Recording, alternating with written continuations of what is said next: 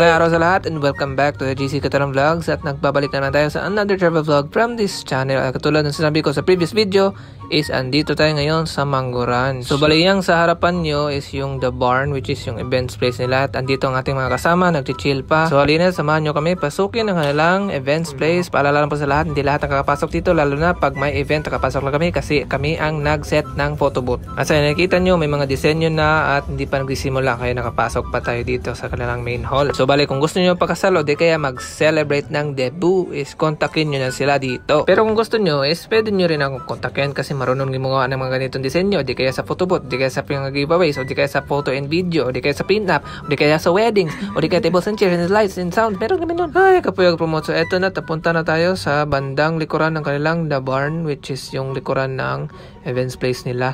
And may kita mo rin dito yung purple windmill nila. At dito, hindi yan kasali, nag-photoshoot sila, Buboy at si Ena eh. So doon sa bandang giliran is yung George Steakhouse, yung restaurant nila, and sa likuran niyan is yung ginagawa pa na water park. So dito, check out na natin tong basura na inipit sa kanila. Bakod. So dito yung purple na windmill. Ang maganda dito guys, siguradong may pang change profile pic na kayo pag nagpa-picture na kayo dito. So as nakikita nyo, marami na ngang bumibisita sa kanilang likuran na part, and parang dinidevelop pa nila yung dun banda sa may Ocoy River, and dun yung ginagawa pa na water park. So ngayon is enjoy nyo muna ang aerial view.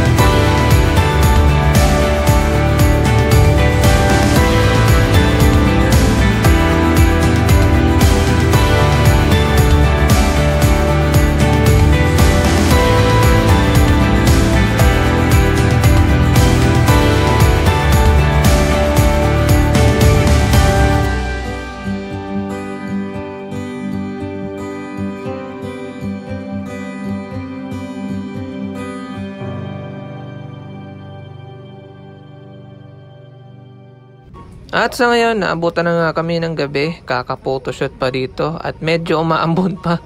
So maya-maya is kakain tayo dyan sa George Steakhouse. Ngayon, pakitaan ko muna kayo ng POV nyo.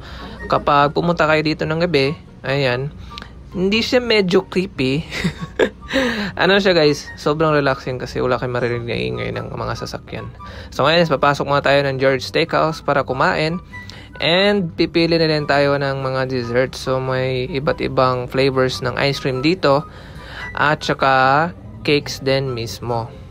May mga collection din sila dito ng mga wine. And pwede din kayong umorder dito. Pero since nagtitipid kami, so sa susunod lang kami u-order ng wine. O di kaya ng mga cakes at ice cream. Yung mga foods lang ang aming prioritize ngayon. At wala, ang dami ng in-order pala. So eto na't kakain na kami. And habang kumakain kami, enjoy nyo muna ang view dito sa George Steakhouse.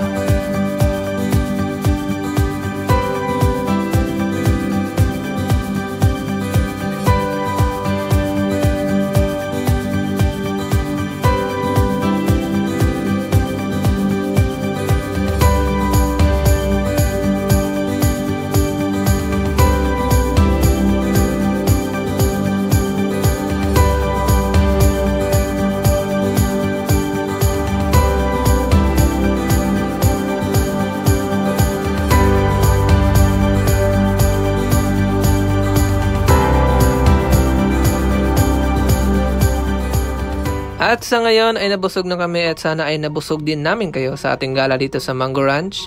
And see you guys on our next vlog.